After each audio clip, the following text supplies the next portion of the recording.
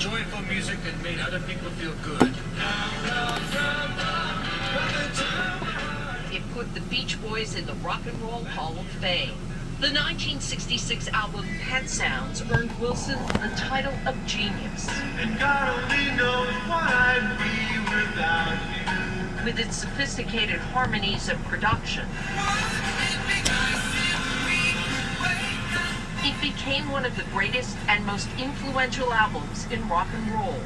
He was just 23. It was a burden Wilson couldn't bear. I scored real good music, but in other parts of life I didn't score at all. Drug use and mental illness would lead to more and more eccentric behavior, dramatized in the movie Love and Mercy. I heard voices. As I tell you, I didn't want to scare you away. Problems Wilson said were rooted in abuse by his father. Yeah, it crippled me a little bit to take a lot of drugs, but I had to sleep in the bed I made. Music was always a family affair, playing with his brothers Dennis and Carl and cousin Mike Love.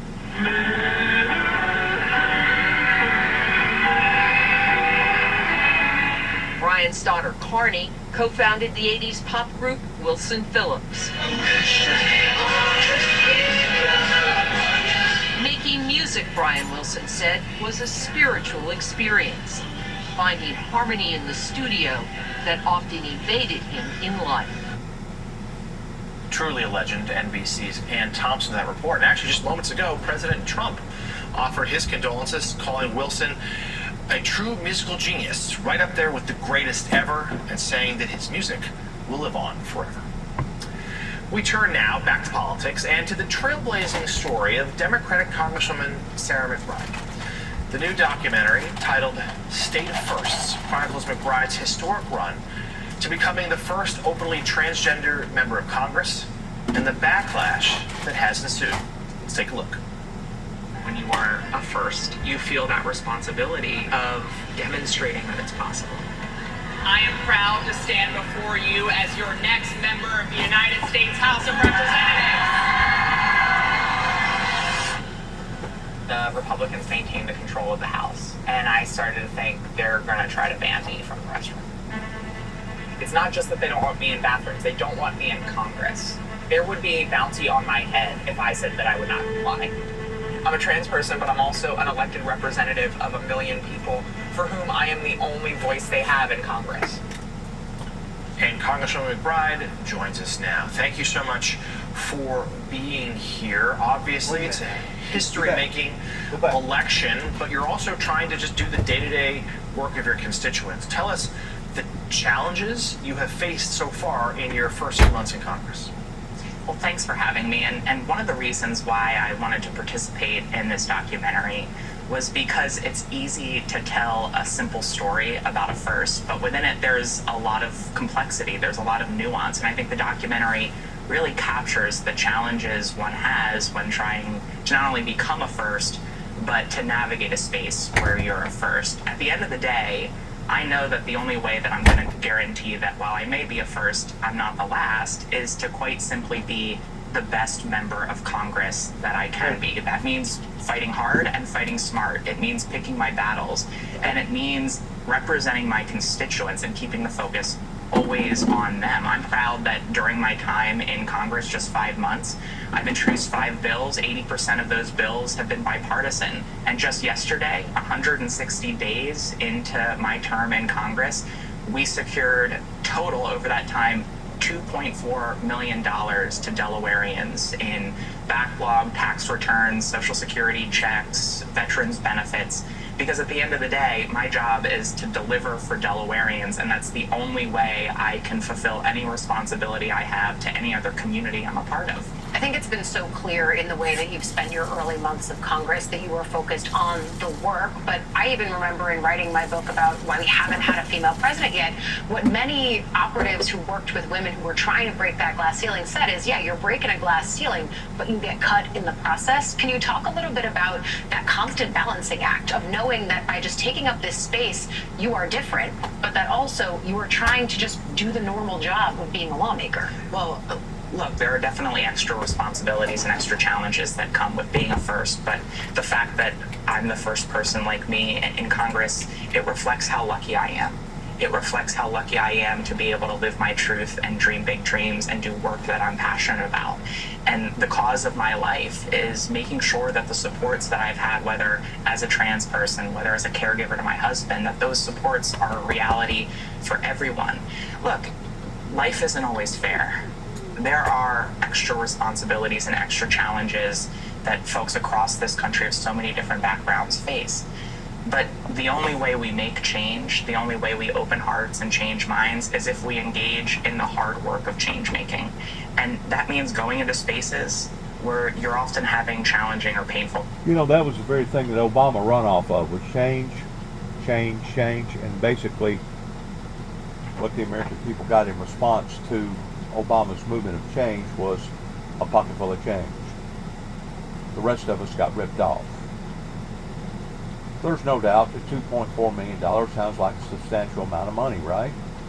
But in reality, $2.4 million in comparison to billions or trillions is not even a drop of the bucket. My point being is this, that yeah, during the Beatles, during the Woodstock era, during the Grateful Dead, during the Beach Boys, during California, during Elvis Presley, etc., etc., etc. All those things sounded good on the front end, but I've always been told that everything that sparkles isn't gold. Kind of like what went on with Andrew Jackson towards dismantling the tribal, indigenous Native American people because of fool's gold, and now look at where we're at today because of the movement that began in the late 50s and the 60s and even the 70s and the 80s that has put us where we are today. My condolences as well goes out to the family and the friends of the Beach Boys, but just open your eyes and look at how far in left field that not only America drug itself off into, but look at how that it basically influenced the rest of the world, and the rest of the world turning out to be like it is. And when it comes to trans, it's already pretty much a cut and dry ordeal in understanding and identifying, which God loves them just as much as he loves heterosexuals or other people too as well, but he doesn't love the action or the reaction that comes from that type of lifestyle. That would be like giving a green light in saying, well, everybody in America is going to be murderers, and it's okay to kill and murder anybody that you want to kill and murder, even though you didn't have a justifiable reason for killing and murdering people. Do you realize what kind of a gruesome country that would turn into? Do you realize how obvious that would be? Well, that's just one particular sin. There's other sins that has just as big of an effect upon to the culture of society. It just so happens it sneaks itself into society to the degree that then we start seeing the repercussions of that particular sin. And now we are seeing the repercussions of that particular sin pertaining to all the LGBTQ people that basically the country right now is rearing up against, because they do not want trans men playing in women's sports. And I can't blame them whatsoever, because I don't want to see that neither, in comparison to my granddaughter having to compete in these type of activities. Invite me from the picnic, and to say my grandson can't come to the picnic. I just the level of immaturity is beyond words. I don't know, it's just incredibly petty, and it shows that, look, I'm arguing from a true belief and worry that our country is mired in debt and getting worse, and they choose to react by uninviting my grandson to the picnic. I don't know, I just think it really makes me lose a lot of respect I once had for Donald Trump. Now, Rev, let's be clear, Senator Paul still largely supports everything Donald Trump has done, but he has not been afraid to show his opposition from time to time, doing so here. And he used the word, the word petty was thrown around. He just feels like, look, I've been in the White House under Republican and Democratic presidents alike, but now, for this, I'm being told no. No, I think the term petty It's befitting. Many of us that have dealt with Donald Trump for years, even before he was president, know he's very fragile in terms of his ego, and he's petty. I mean, to think that you're having a parade, $45 million, while you're talking about cutting Medicaid and cutting SNAP programs, but you can find money to have this parade on your birthday. And for someone then to not be invited to a picnic that even Democrats can come to because they question your big, beautiful bill from another perspective, not my perspective. It shows that he doesn't understand the weight of what he's doing as President of the United States. This should be beneath him. All right, still ahead here on Morning Joe. We'll bring you the latest on the plane crash in India. The Boeing 787 that was headed to London had nearly 250 people on board when it went down earlier this morning. We'll get you the latest. Plus, an update on the ICE protests out in Los Angeles as demonstrations are now spreading to other major cities across the country. Morning Joe is coming right back. They sure are. It's just like a cancer. It's spreading. And the thing about it is you're having, I guess, politicians over in Mexico that's now rooting and supporting these outlandish acts in basically creating like a revolution that I tend to wonder if it's going to all lead into something that's going to be even worse than the civil rights movements back in the 60s. And you may be saying, oh no, there ain't no way that can happen.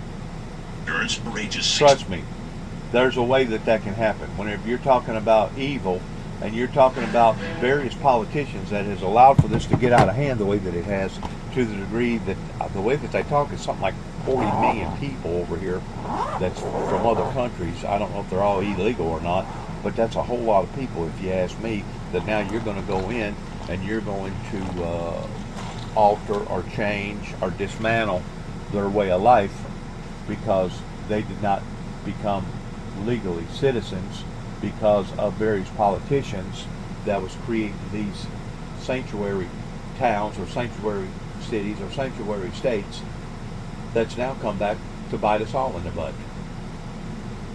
So whenever they talk about this stuff spreading, it really is. It's spreading big time, and it could actually go into something much, much deeper and much, much worse.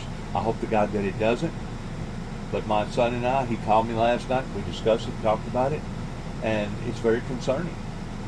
It's very concerning from a national perspective of seeing what has happened and seeing now what needs to happen, that though it needs to happen, what kind of repercussions is it going to cause in doing so. And I'm all for, don't get me wrong, I'm all for the people that's come over here illegal in doing something about their illegal activity, but whenever it comes to dismantling or changing economies in various places, regardless whether it's the state of California, regardless whether it's the state of Texas, regardless whether it's Chicago or New York, regardless whether it's in other parts of the country, I tend to wonder if our government, the way that it's approaching this situation, isn't cutting its own nose off to despite its face, due to the fact that it's actually creating as many or more problems by doing this than it would have been if it would have done something differently. Now, what that differently may be or what should have been, that's debatable. That's with the lawmakers pertaining to how that they want to deal with this. But the bottom line is this: it's kind of like the way that Doge was going in and cutting here and cutting there and cutting this and chopping this off and chopping that off, using basically a chainsaw and doing so. There's a proper and right way of doing things, and whenever you start handicapping your own country pertaining to the policies and the programs that are out there for the public, to the degree that now you're creating more of a problem than you are a solution to the problem, then maybe somebody needs to stop and evaluate what they're actually doing. Now, that's my opinion, and that my opinion didn't cost you nothing. But this is a horrible scene that we're fixing to see right here pertaining to this airplane crash that I didn't know nothing about until just now. And we're going to get back into the deal with the people protesting about the illegal immigrants over here that never ever should have reached the level of where it is right now on a national safety level. Never should have reached this level. But once more, whenever you're dealing with a bunch of people that was raised up after World War II, during the Woodstock and the Beatles and the Beach Boys and Hotel California and all the other major groups out there, including the Grateful Dead, whenever you're dealing with people that basically cleaned themselves up and put on a nice shirt, cut their hair, they put on a nice pair of slacks, and people that took their beads out of their hair and decided to wear a nice pair of slacks or a dress and go to Washington and basically run the country. City, this is the repercussions that you get. The Air India plane, a Boeing jet, crashed into a hostel for doctors shortly after taking off. The flight was headed to London with 244 people on board. The city's police commissioner is now telling the Associated Press that there appear to be no survivors. We will continue to monitor this story and bring you developments as they come. Now to the protests against the Trump administration. God only knows how many Americans was on there, and God only knows, how many airplane aviation incidences that we've had this year alone that once more I tried to warn the people about pertaining to these disturbances that's happening. The crowd was ordered to disperse after protests turned heated and a fire was set in a dumpster. And in San Antonio, a crowd of about 200 gathered, chanting peaceful protest. Texas Governor Greg Abbott has already deployed the National Guard there. Meanwhile, the protests in Los Angeles turned violent just before the city's curfew took effect. Yesterday's rally near City Hall started off peaceful and then took a turn, prompting police to declare an unlawful assembly. The commander in charge of the National Guard there in LA tells the Associated Press that about 500 members are trained to accompany agents on immigration operations. The 700 Marines who have been sent to the city are expected to be on the street as early as tonight. Joining us now from Los Angeles is NBC News correspondent Camilla Bernal. Camilla, great to see you this morning. Give us the latest there. We just mentioned some altercations right before curfew set in. Give us a sense, though. Have the streets been quiet overnight? What are we expecting there today? Yeah, that's a lot of what we've been seeing over the last couple of days. Mostly peaceful protests, and then you have a group of people who start the chaos, who either throw things. The sanctuary cities or the sanctuary states or the sanctuary movement never should have come into existence to begin with, because that was compromising pertaining to criminal activity. Now, because it's went so far, to go in and dismantle that from society, you're talking about doing harm to society. You're not just conducting the law in a proper form that it should have been conducted years ago. Like I said, it never should have gotten this far out of hand.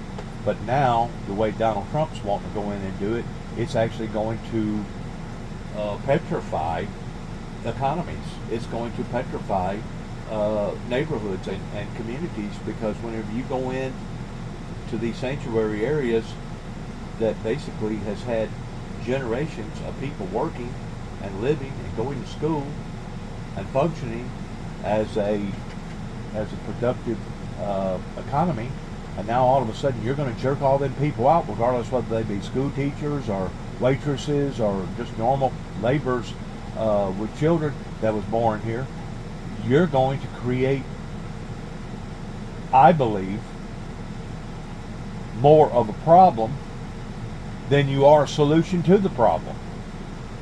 And that's what the people are raring up about right now. And I said this during the time that Donald Trump was running for president with an individual up in Sharon, Tennessee, a good friend of mine. We had a discussion, and I recorded it on YouTube. You're more than welcome to look up the material if you want to. But we was discussing this, indicating that this was not going to happen in a easily type form. This was not going to be a volunteer deal towards people walking away from their livelihoods and getting on buses and getting on airplanes and going to wherever that they come from. That this was going to be a major ordeal, and it was going to require a forceful situation, and this forceful situation could actually become worse than what it was during the 60s, during the civil rights movements. And people may be saying, oh no, that won't never happen. Well, it was, keep in mind, it was Dennis Jackson, the founder of the Windmill Ministries, that tried to project or put out an advisory or a warning in 2005, shortly after I moved to Nashville, Tennessee, of a bloody road ahead. Now you tell me what's going on. Ever since 2005, you can look at the clashes pertaining to the gun violence, either in schools or out here in the open population, and you will see an intensifying bloody road, just exactly what I had predicted and put out advisories towards in 2005, that Secret Service, Homeland Security in Nashville, Tennessee, misrepresented or misinterpreted towards what I was trying to do at that time. So people need to keep that in mind whenever you're watching all this stuff happening, because you're affecting lives. You're affecting people's lives. You're affecting their families' lives. You're affecting communities' lives. You're affecting states. You're affecting the whole ordeal. And like I said, these people, they're not going to just walk away from this after this has gone this far for this long a time. And because of it, we could actually be looking at a dilemma that could compass what went on during the 60s pertaining to the civil rights movements. Forth. You get the sense, just talking from people in and around Trump's orbit, that they don't mind this fight, that they think that they're on the right side of the issue, that coming down hard with the federal government, even with the military, is a proposition that Americans are comfortable with, and frankly, that they promised during the campaign.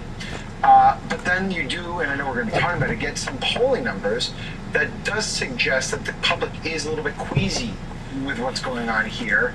And I am... Which, once more, it's not what they're doing, it's how that they're doing it. It's the same way with the Doge thing towards cutting here and cutting there. There's no doubt. Nobody wants to see fraud. Nobody wants to see waste. Nobody wants to throw our tax dollars away that's been thrown away now for years and years and years. But to go in and do it the way that Donald Trump was wanting to do it was creating more of a problem than it was a solution to it. Same way here, pertaining to your illegal immigrants. Somebody is going to have to sit down and work out a plan and realize what the consequences of that plan is going to be before we ever try to enact it or mandate it. Up to 3,000 people a day. Do the math. That's 1 million people a year.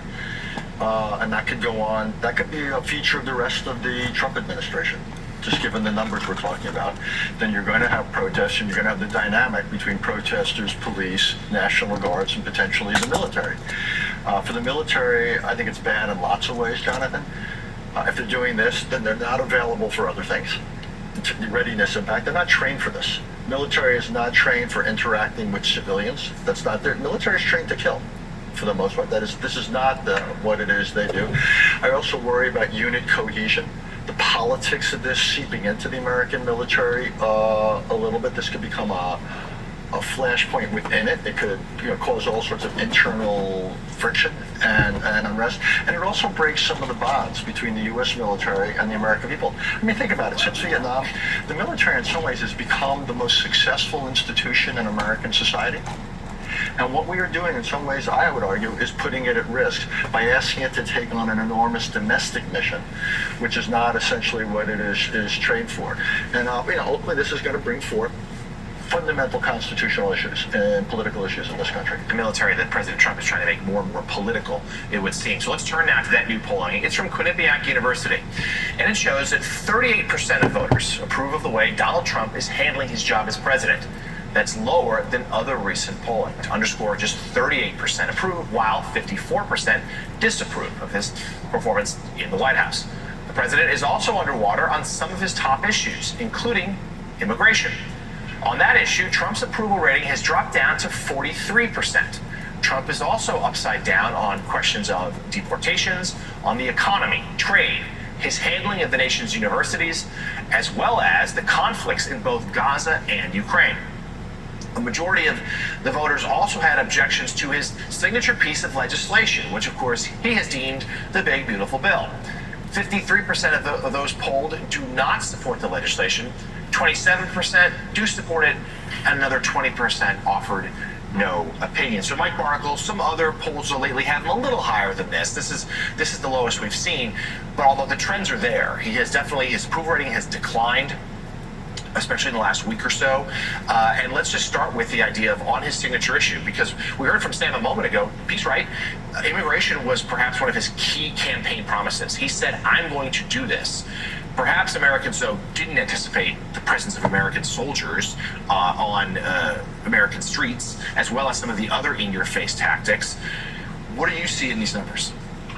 I see the same thing in these numbers as I see on television. This is such a visual nation. And it begins with the spark of a flame in Los Angeles. And it occurs in a street that's maybe less than a mile long. And yet within 6 hours, because of what we see on TV, it explodes into this myth that Los Angeles is under siege, that Los Angeles, according to Kristi Noem, is filled with bad people, that there are riots throughout Los Angeles, when that was just not the case. And so now we're into the contagion factor, Jonathan. With regard to the president's popularity on this, again, we go back to the visual. People see on their home screens, watching the news, they see men jumping out of SUVs, wearing masks, grabbing American citizens off the street, and within 24 hours, that citizen, he or she, might end up in Texas at some prison, or in Arkansas at some prison, whether they're taken off the streets in New York or Boston or Somerville, Massachusetts, where that happened to a young woman. So you've got all of that going on at the same time. This portends to be a long, hot summer, because the contagion factor has now set in, as we were just reporting, from city to city to city. People are out. And sometimes the local police departments aren't up to handling it. The Los Angeles Police Department made one initial mistake. They waited too long on that first day to tell the demonstrators, we have the power of arrest. These are handcuffs. You take one step forward, you raise any prospect of violence against us, you're going to jail. They just waited a little too long. They're doing fine now. But this is a troubled country with a troubled issue. Yeah, a lot of eyes will be on the protests this weekend. Numerous planned. And Ali Vitale, the Trump administration, basically has made two big bets, right? One's on immigration, just talked about that. The other is this signature piece of legislation, where it's the entire Trump Republican agenda in one package. And there's no doubt the governor of the state of California should have reacted and responded in a much quicker form that actually prompted Donald Trump in doing what Donald Trump done. There's no doubt that if things was to get totally out of hand, we would look forward to Donald Trump stepping in and saying enough is enough, we're fixing to end this, towards bringing in whatever needs to be brought in towards ending this civil unrest. But once more, there is a right and a wrong way about doing everything. And it's kind of like an overreach whenever it's looked upon in one aspect of what went on in LA, but in another way you can say, well, it's because of what the governor didn't do, they should have done, that prompted that.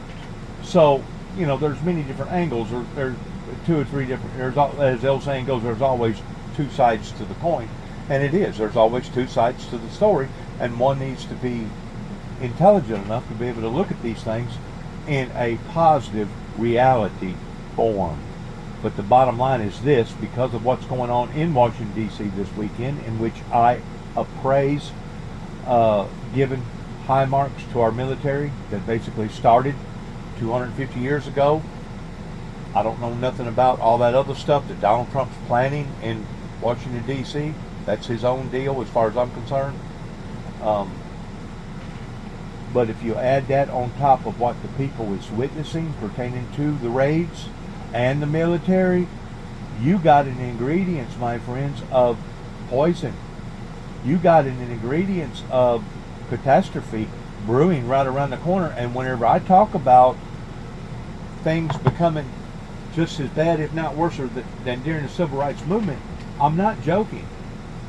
Whenever God laid it up into my heart, instilled it up into my heart towards telling the president, the 43rd president of the United States, of a bloody road ahead, it was not given as a threat.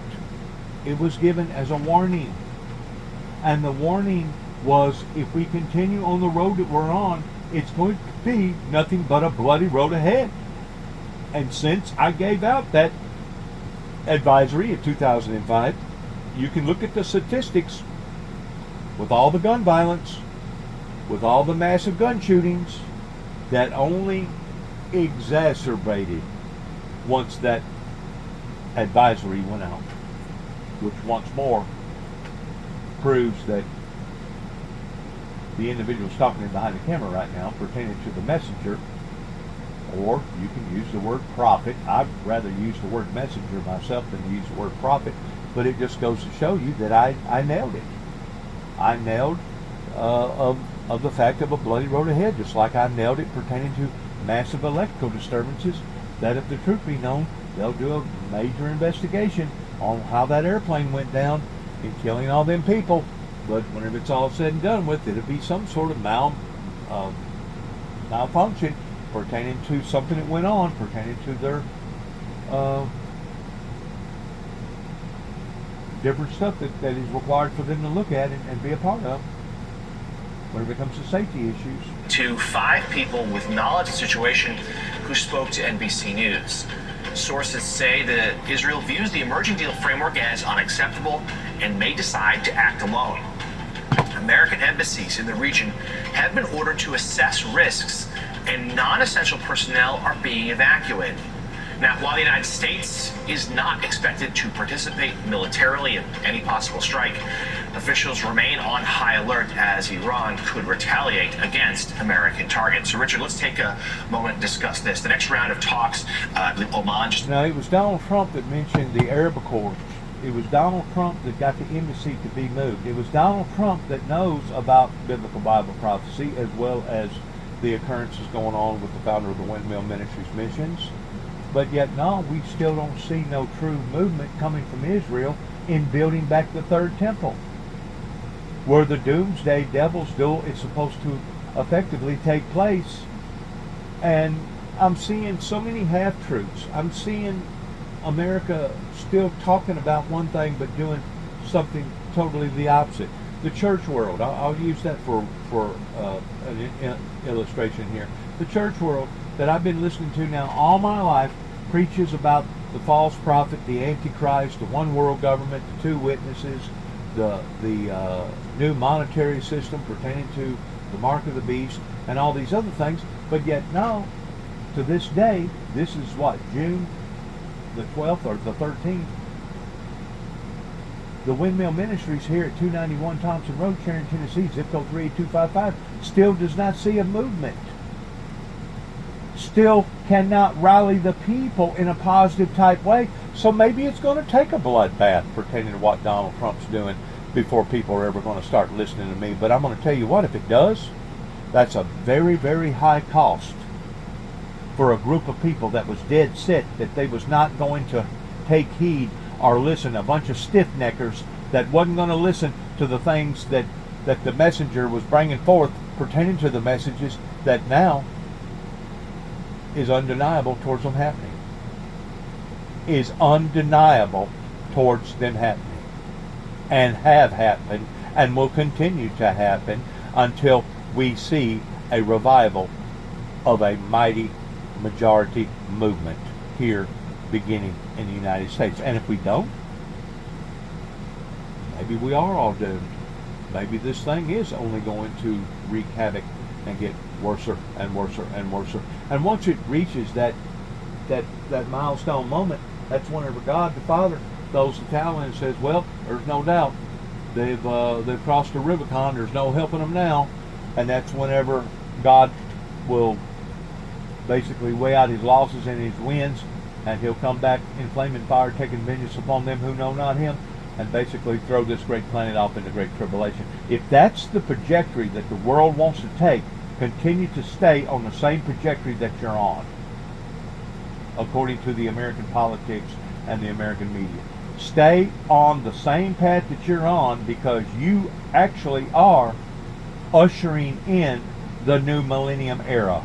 Because it's that sort of foreign invasion concept that Trump is trying to legally justify some of the deportation moves that his administration is carrying out. But Richard, let's go back to the Ukraine bit about Russia not stopping with Ukraine.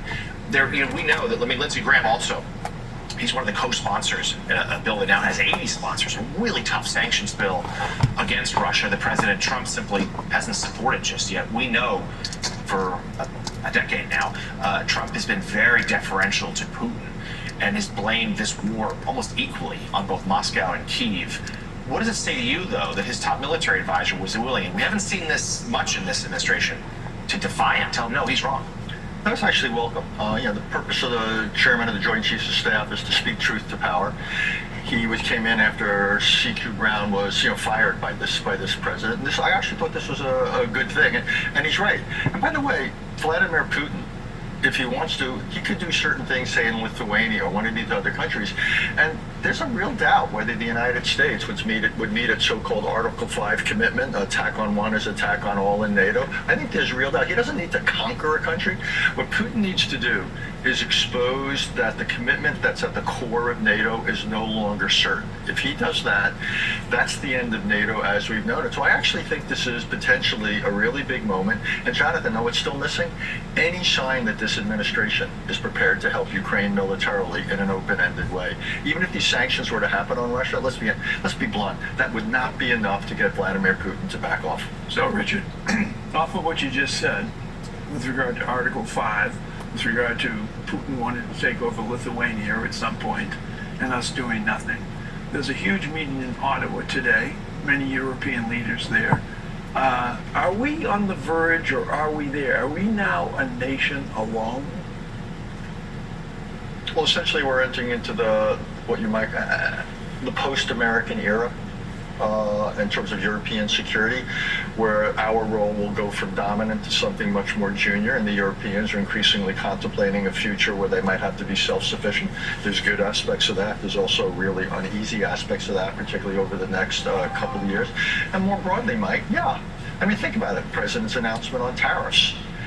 This sort of thing, that the United States, whether you want to call it America first, but I actually think, this turns out this president's not isolationist, but we are unilateralist on virtually every issue, whether it's getting out of the Paris climate thing or getting out of the World Health Organization, the unilateral tariffs, moving back from our commitments in Europe. He won't make certain commitments about Taiwan. What we have essentially done is gone from being a predictable great power, there with our allies deterring our foes, to now being an unpredictable power, much more essentially listening to ourselves and keeping the rest of the world uncertain.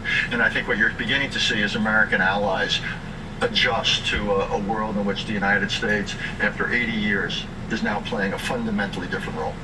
Still ahead here on Morning Joe, we'll explain just... And you may be asking, well, where did America go wrong in making a bad footing in the wrong direction? It was what happened during the late 80s with the Reagans and the Bushes. That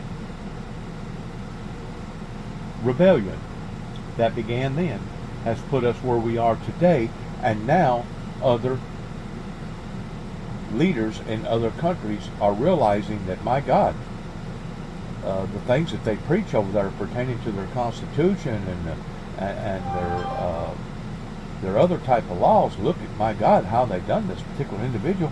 That was one of the individuals that actually spearheaded towards ending of the Cold War to begin with during the Reagan and the Bush administration. How much more worse can the testimony be pertaining to how that various people has demonized and dehumanized the founder of the Windmill Ministries missions?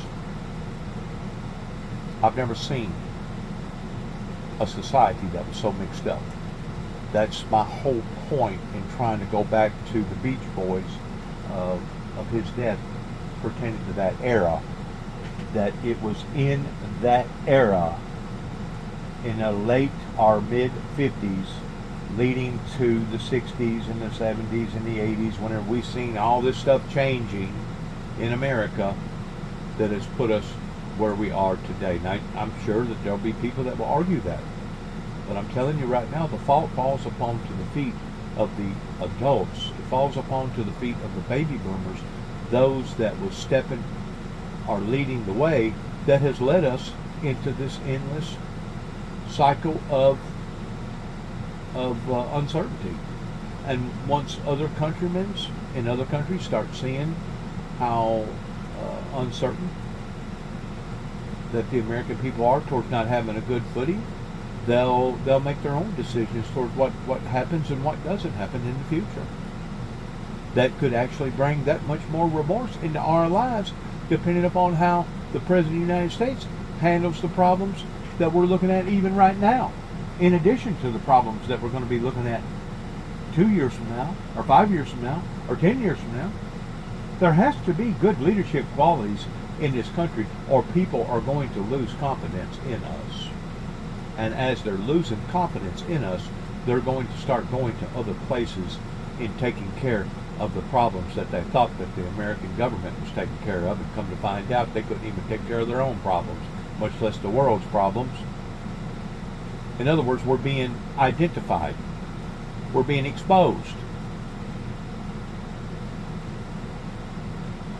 And by all means, needs to be whenever it comes to global stability of the planet. God bless America, God bless our troops, and God bless our endeavors towards which way we go from this moment on. Because I got a funny feeling with all this stuff going on, with all these illegal immigrants, as I said I got a call last night from my son, but don't call that many times, but whenever he does, it's usually something important. And we sat and we talked for a good long while about all the world's problems, especially those over here in America, and it does not look good. It does not look good at all. Thank you for listening. God bless America, and shalom.